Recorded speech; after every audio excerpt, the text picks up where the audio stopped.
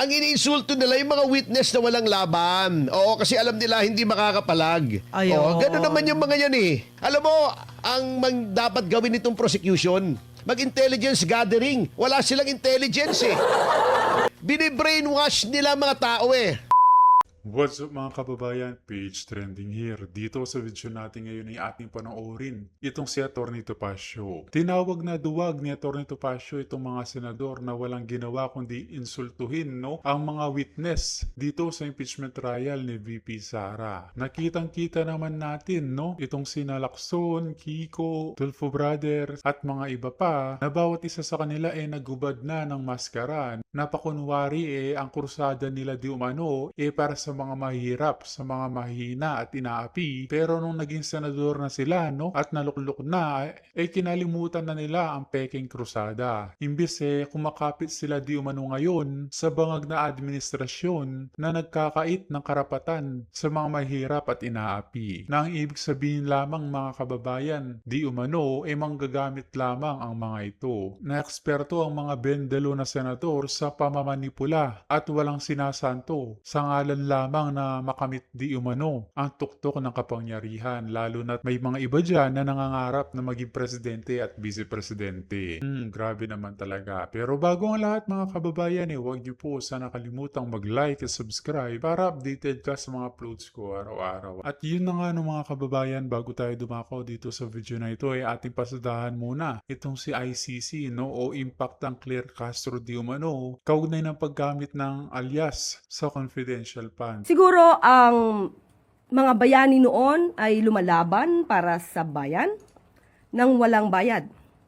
Pero yung mga tumutulong na mga informant, informer, sa kasalukuyan, mukhang hindi kikilos ng walang bayad. At ang mga bayani noon, kahit gumamit ng pseudonym, ay alam nating totoong tao. Sa ngayon, ang mga resibong naipakita, hindi natin alam kung totoong tao o sila ay multo or mga ghost beneficiaries.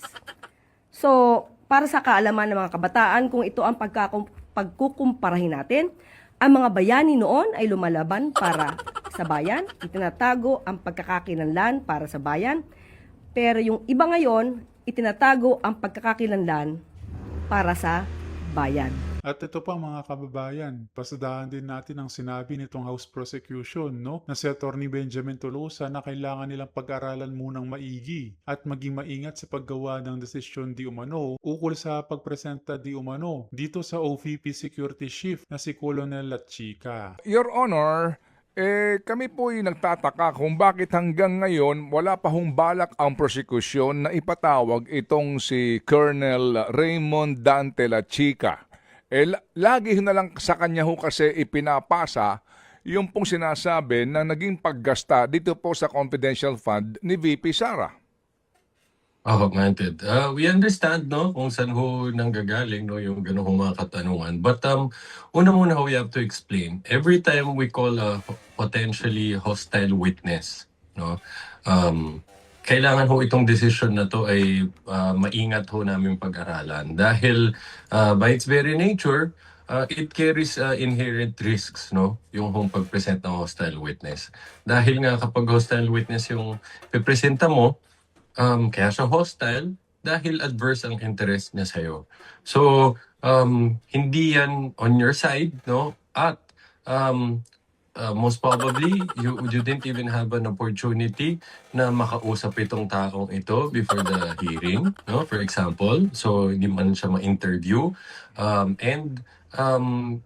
Wala kang, kumbaga, mapanganib yan na pwede siyang, for example, magsinungaling, At hindi ko sinasabi na sigurado kami magsisinungaling siya. But ang sinasabi namin ay nandyan yung possibility na yan. Lalo na kung itong tao na to, posible, dun sa mga gusto mong i-elicit na sagot sa kanya, will put him in legal jeopardy. In fact, dito, lalo na dito sa kaso na to, pwedeng magkaroon siya ng criminal, ng mga liabilities.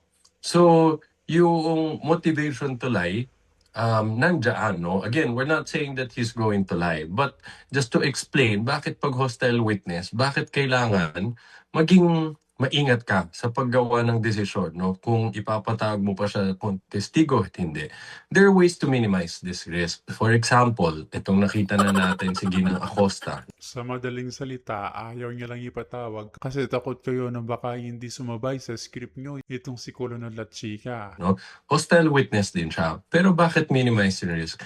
Dahil meron na tayong statements from her under oath previously, no? Na alam na natin, meron na siya, for example, pag-amin tungkol dun sa pag-utos sa kanya ng presidente, vice presidente, nabigay ang pera kay Colonel Lachica. So, nami-minimize yung risk, no? Dahil pag magsisinungaling siya on the stand, mapapakita natin, may previous statement siya. No? So, dahil nga napaka-maselan nito, no, at meron talaga siyang seryosong risk, kailangan yan, hindi mo uupo ang ganitong klaseng testigo unless there's absolute necessity for it. Okay. Ngayon, in determining that, meron bang absolute necessity dito? Ang titignan natin dyan, yung mga evidentiary targets namin. No? So, titignan namin, kailangan ba talagang marinig pa namin itong testigo na to or mapapatunayan naman namin yan kung ano man ang gusto nating makuha sa kanya sa pamamagitan ng pagpresenta ng ibang mga dokumento at ebidensya. No? Kaya ho, that's why we're explaining kung bakit, yes, at first glance, no, mukhang since naririnig siya lagi, Colonel Lachica, logical next step is tawagin na siya, no? But that's why we're explaining, hindi ho siya ganun kadaling gawin na decision, no? Kung bakit nagiging maingat kami, no? Dahil tinitignan talaga namin dito at the end of the day, kailangan pa bang mag-risk o yung gusto naming patunayan, napapatunayan na namin at patuloy na papatunayan paggamit ng ibang ebidensya at testigo. Kaya naman, hindi ko na patatagalin pa. Ito na ang buong video. Nagsusubaybay ako nitong impeachment trial at mabuti na lang at nasabi ni Senate Impeachment Court Presiding Officer Opo. Chis Escudero Yahoy! yung mga pinagsasasabi ng mga parties, lalong-lalo na yaong prosecution Ayan. ay hindi po tama sapagkat ito ay sub judice. Ang konsepto ng sub judice ay ito, ano? Kapag merong pending case sa kahit na anong korte, Opo. hindi ka dapat nagsasalita sa publiko ng mga bagay na maaring maka-impluwensya ng korte regarding the merits of the case. Etong mga prosecution, pagkadadaldal Alam mo kasi, kapag ikaw ay wala sa lugar pagdating sa kaso, ang ebidensya ay mahina, etc., etc., dinadaan mo na lang sa trial by publicity. Tsaka Katulad niya si Lord Nakapunan, sasabihin niya, kung walang kasalanan, ba't ay magpakita? Walang logic dyan Yung sinasabi ni Ping Lacson na contrary to common sense, yun ang sinasabi ng prosecution. Saan ka nakakita, ayaw magpakita, may guilt na. Nag-attach na ang guilt. Kaya nga may presumption of innocence at saka right to remain silent Yun. Ngayon, kung hindi ka abogado at sabihin mo yon, baka mapapatawad ka pa.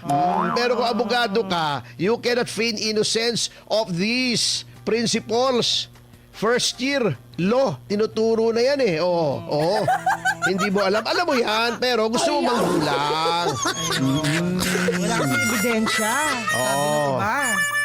Kaya nga sabi ni VP Sara, ang kinakailangan ay ebidensya, Yun. hindi daldal. Di ba? Oh, that's a problem. Puro political theatrics. Ang sabi niya, katulad ng isa, Opo. napaka-OA. Akala mo, nasa teleserye siya. Hindi po ganun Baka kasama Complete yan. with makeup. Di ba? Attorney, kasama yata yan sa Bendalo.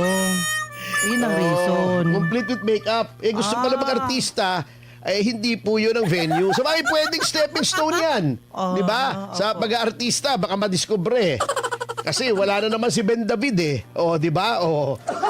Hindi! Kaya Bendalo Diba? na. Ayan na. Kapatid ni Ben Dalo yun. Si Ben David. Yun lang. Di ba?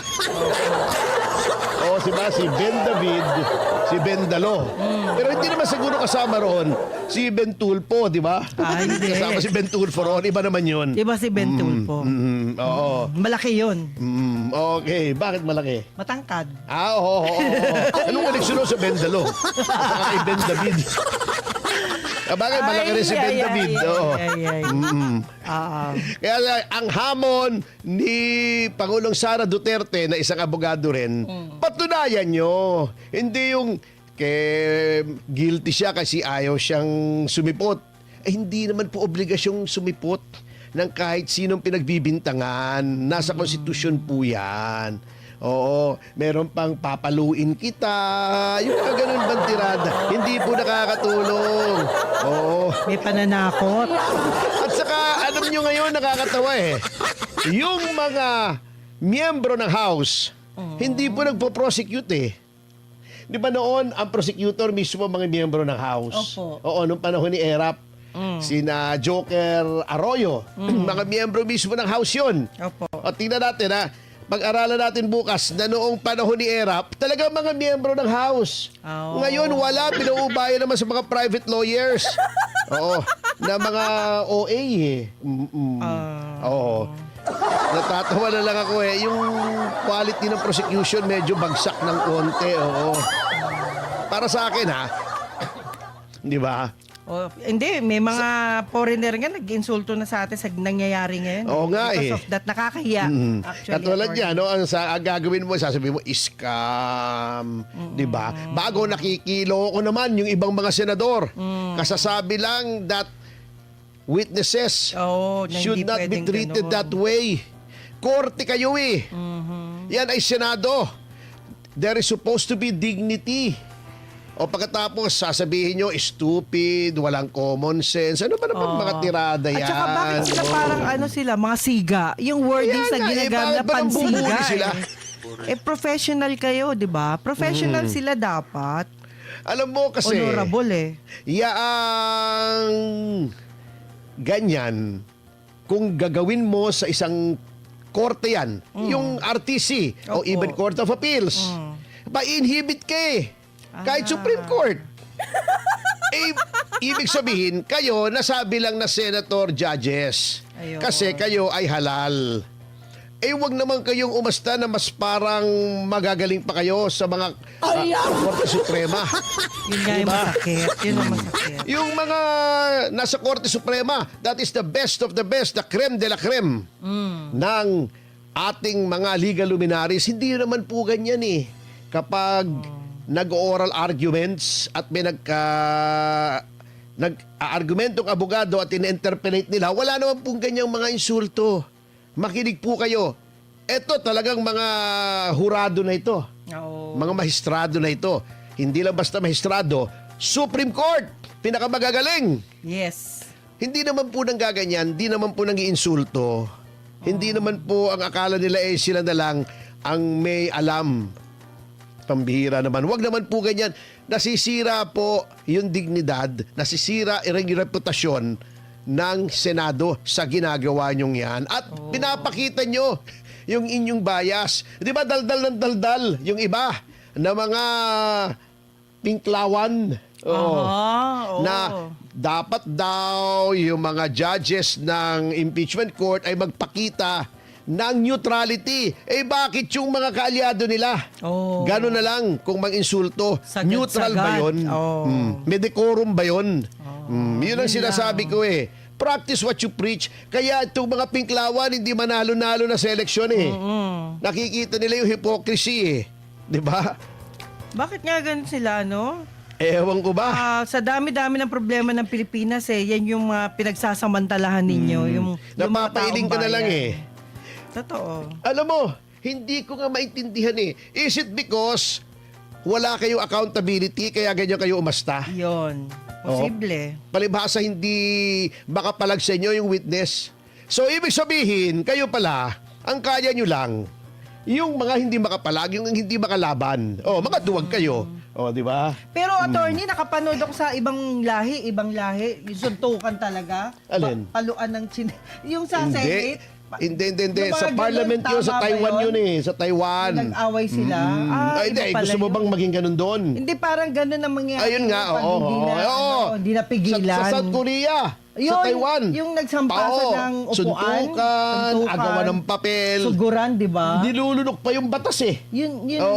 Oo. Ay, huwag naman sana tayo umabot sa ganun. Huwag naman tayo sana. Ay, hindi. Dumadating na nga sa ganun eh. Kaya lang, ang iniinsulto nila yung mga witness na walang laban. Oo, kasi alam nila hindi makakapalag. Ay, oo. Ganun naman yung mga yan eh. Ganun naman yung mga pinklawan eh. Ang yabang-yabang. Hamunin mo magharap. Iiwas. Yung si Nery Colmenares, di ba, napakayabang nung may hearing kami doon sa DOJ. O, sabi ba naman sa akin, halika, sa labas tayo. O, sige ka ako, halika. O, nung lumabas ako, nawala. O, di ba? Oo. Hindi, attorney, huwag kayo Hinahanap ko, papatol sa umuwi na mga daw. ganyan. Sa panahon niyan, kailangan talaga cool ka lang. Hindi Huwag ka lang. cool, hindi sa ganun, hindi sa panahong ito. Opo. Kung senator, judge ka eh. Act that way. Basahin mo yung sinumpaan mo. Ayun lang. Ha? Dapat neutral ka. Impartial ka. Hindi ganoon ang pinakikita mo. Pero what if- Iniinsulto mo yung witness, ano ba namang klase yan? Pero what if, attorney, yan ang napag-usapan ng grupo nila? Ay, walang kwenta yung grupo nila. Oo, di ba? Oo. Asarin natin, benggahin natin, mga ganun. Oo, kaya nga posibleng eh. Palagay, di ba? maaari. Kasi Asarin nga, natin, manipis Ayun. yung kanilang ebidensya. Yun lang. Kung anong kapal ng mukha nila, yun ang nipis ng ebidensya. Laban kay VP Sara. Katulad niyan, si Ortonio. Di ba? Ano sabi niya? Sinabi niya na yung COA daw, wala naman daw na nakitang ginamit sa hindi tama yung pondo. Alam nyo, yung bias media, ang ire-report niyan, anong ire-report niyan? Negatibo. Negatibo. Oh. Yung importanteng Dapat parte sabihin. ng testimonya ni Ortonio, hindi ire-report ng bias na media. Oh. Kaya tayo na mag-report, responsibilidad natin. Nandito Yes. tayo sa SMNI. Tayo truth that matters. Anong sinabi ni Ortonio? Yes. Ha? Oo. Sabi niya, Sige, attorney. walang sinabi ang Commission on Audit na yung pera ay napunta sa bulsa ni VP Sara o ginamit sa hindi tama. Oh. Kasi binibrainwash nila mga tao eh. Mga kasama, ganito po ang procedure sa COA. Okay. Nag-liquidate ka, sinumite mo. Kasi audit nga eh. Yes. Okay. Sabi ng COA, teka muna, parang hindi yata kami naliliwanagan dito sa iyong liquidation. Ano ba ito? Nag-explain ka. Opo. Dinisalaw. Pag dinisalaw yan, hindi pa naman pinalyon. Yan ang sinasabi Ayun. Ibabalik mo. nila. Yan ang sinasabi ni Robin. Kaya alam nyo, lumalabas, mas patilino si Robin sa inyong Totoo, lahat eh. totoo. Kasi si Robin parehas eh. Okay. Sabi niya, final na ba yan? Sabi nila, hindi final. Pinagtatawanan nila si Robin. Eh, totoo naman! Tama. Hindi po final. Buti ba si Robin, alam kayo, hindi. Paano? Sarado mga utak nyo. Oh, di ba? Pagka ganyan yan, dinisalaw, hindi ibig sabihin, ninakaw mo yung pera. Yes. Pwede kang mag-request na ika-clarify mo. Opo. Ma'am, ba't yun naman disalaw? Tama naman eh. Eto po, magsusumiti kami ng iba pang Ayun. mga clarification. Pagkatapos, kung hindi pa rin, pwede kang pumunta sa komisyon. Pagkatapos, sa korte. Yes. Hindi pa po final yan. Pag sinabi lamang ng korte na may problema yan, na talagang dapat i-disallow yan, yun lamang ang final. Hindi pa po final, lalo na doon sa mga auditors. Yung level tama. noong pinresenta nila, di ba? Ha? Usually, attorney, tumutulong pa nga yung mga LGUs kung paano mo ayusin yung problema mo eh. Hindi naman Sa LGU sa ito eh. kwento- O VP kwento- ito eh. O yan. Oo. Sa ganong bilangan. Hindi. Walang LGU rito. Okay, sige. Oo. Dito, yun ngang COA, hindi sinasabi niya, eto kulang, eto kulang, eto kulang. Oh, Yun. eto. madaling intindihin Sige po. para maintindihan ng ibang mga senator judges. Opo, sige. Inutusan ko yung driver ko, si Joey. Okay. Mataba yun eh. Oo. Joey, Bawal yan sa Senado. bawal ang mataba. Bawal yan ganyan. Alin? Mamintas. Hindi naman kapintasan yung mataba eh. Ako, mataba rin ako eh. Gwapo naman si Joey. Nagsasabi lang tayo, nagdi-describe lang tayo. Ng totoo. Parang sinabi mo lang maputi si Lucy Torres. Matangkad si Juby. Maliit si Atty. Topacio Pandak. Mataba si Joey. Hindi. Alam nyo, huwag kayong masyadong snowflake. Ayun. Ang tawag nyo sa Batangas si Nana. Madaling Pikon? masaktan. Madaling masaktan. Para kay Nana. Sensitive. Oo. Ayun. Pag sinabi sa inyo, halimbawa, yung mga kritiko ko sinasabi, Pandak, totoo naman ba't ka magagalit? Hindi fake news yun, maliit naman talaga ako. Ngayon, pag sinabi mong obobs ako, di mag-exam tayo. Tingnan natin kung totoo. Di ba? Unang-una, ilan ba ang degree mo sa kolehiyo? Pangalawa, ilan bang government exams ang pinasa mo? Para sabihin mong ganun ako. Pero anyway, wag na yun, hayaan mo na sila. Mga ulalo naman yung mga yun eh. Inggit nyo lang. Inggit lang. Halimbawa si Joey, binigyan ko 1,000. Eto listahan. Bilhin mo. Okay. Di pagbalik sa'yo, eto lang ang sukli. Eto sir ang resibo, eto sukli. Teka muna, ba't kulang ng 200? Ay sir, sorry. Nakalimutan kong kumuha ng resibo para doon sa bulaklak. Ayun. Kasi ako every week nagpapabili akong bulaklak, nilalagay ko doon May sa extra harap. kang pinabili. Sa harap ng litrato Opo. noong magulang ko na Okay. pumanaw. Every week yan. Ay, happy 1,000 live viewers! Maraming Thank salamat you. po. Yeah. Sige. Di kulang ng 200. Ay sir, sorry, nakalimutan kong kumuha ng resibo dun sa nagtitinda ng bulaklak. Bulaklak. Para ilagay dun sa harap ng painting ng mga magulang nyo. Ayun. Balik ako, kukuha ko resibo. Oo. Nakakuha na. Okay, ayos na, kikwentahin ko. Ay, ba't kulang ng 50? Ay, sir, sorry. Masahe. Oo. Pwede. Nagbigay ako ng tip dun sa Watch Your Car. Yung nagpaparada sa akin sa harap ng flower shop. Binigyan ko ng 50. tip 50. Wow. Kasi sabi ko sa kanila, not lower than 50 yung mga Watch Your Car. Ano ba namang halaga ng pera ngayon, di ba? Opo. Oo. Mahirap na rin. Tinuos mo, okay na. Ganun yun. Hindi porket kulang.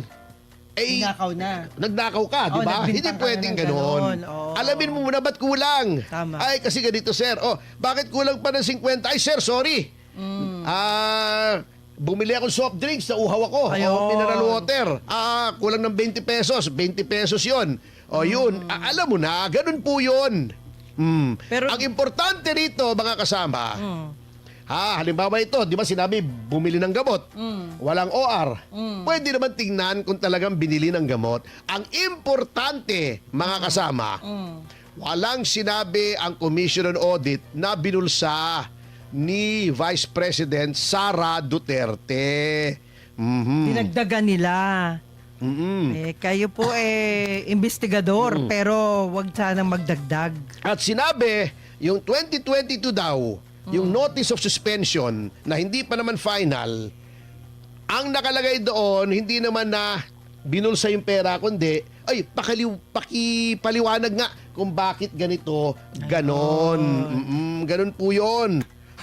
Hindi pa po final yun. Ang bihira naman. Yun ang sinasabi ni Robin. Eto po ay final na, sabi ni Robin. Sabi nila, hindi pa po. Bago tumatawa sila. Alam nyo si Robin, lagi nilang nilalait. Street smart yan at may common sense. Katulad ditong si Bam Aquino. Sinasabi pang Aquino pa siya. Wala rin sa lugar ang sinasabi. Di ba? Diniscuss ni Robin Opo. na, tika muna, Parang napahiya. di ba nung panahon ng revolusyon may mga alias din, di ba? Yung Lakambini, di ba? Oo, yung si Plaridel. Tama. Si Gabriela. Hindi, Gabriela, pangalan yun eh. Gabriela silang yun eh. Totoong pangalan yun eh. Din yun. Hindi. Si Sara Ilago lang gumagamit doon. Pinang naniniwala ka rin kay Sara Ilago. King ko yun eh. Oo. Sige. Yan. Sabi niya, gumagamit naman talaga ng alias kung may kinukubli ka. Tama. At pagdating dito sa confidential funds, dahil nga mga informante yan, ay kailangan mong itago ang identity. Ng isang Akalain mo ba tao. naman, sabi ni Bam Aquino, wala naman silang confidential funds eh. O, di ba? Ay, grabe ka naman, sir. Eh, syempre, walang confidential funds. Ang puntos, Bam, ay kapag kailangan ng confidentiality, acceptable gumamit ng alias. Yun. Di ba? Katulad ni Ninoy Aquino, gusto niyang ikubli Martial na siya. na siya ay pabalik na sa Pilipinas. Kasi may panganib nga sa buhay niya. Tama. Hindi nilagay Benigno S. Aquino Jr. doon sa passport niya. Marshal Bonifacio. Yun. Eh, hindi pa nga Philippine passport yung kanya eh. Malaysian pa eh. Di ba? Oh, para makubli talaga. Kaso napatay siya. Kasi kasama niya. Hindi po yun ang punto sa may confidential funds. Eh, pinaglulunloko na naman tayo daw, nitong daw. mga nasa administrasyon na senador eh. O, di ba? Tama naman. Ito siguro ang dapat gawing alias dito sa mga senador na hindi makaintindi at nag-iinsulto. Kasi sinabi ni Robin, meron daw mga alias na ginagamit yung ating mga bayani. Di masalang, tikbalang, taga-ilog, Tama. magdalo. Ito pa, kasili, kaadobo, katinola. Hindi, walang biro. Ayan, tingnan mo. Tama. Kapansit, Oh. kakamote, at kabawang. O, di ba? O, dapat ang tawag dito sa mga senador na hindi makaintindi, kakamote. Kasi nangangamote. O, di ba? Halatang nagkakampihan sila. Yun ang nakikita Bago sinabi ko. pa naman nito na wala naman po tayong gera. Oh, hindi ba ginegera tayo ng NPA? Yun. Di ba? Tama. People's War ang tawag nila sa kanilang pagre-rebelde, di ba? Di ba ang tawag nila sa kanilang sarili?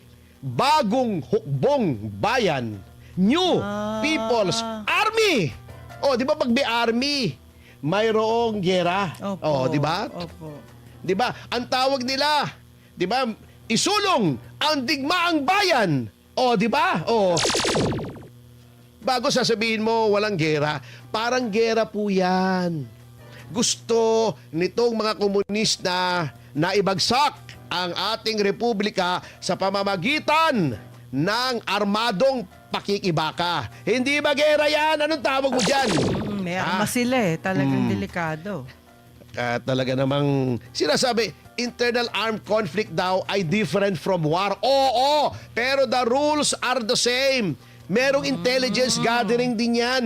Alam mo, ang dapat gawin nitong prosecution, mag-intelligence gathering. Wala silang intelligence eh. Gathering Kailangan meron. ng intelligence gathering eh. Pero may gathering sila, attorney. Nag-gather ng foot in mouth. Oo. My goodness. Ay, nako. Talaga Pero naman. high blood ka na naman. Relax Hindi, ka lang. alam mo kung bakit na-high blood ako? Opo. Dahil nalalanse ang ating mga kababayan dito sa impeachment.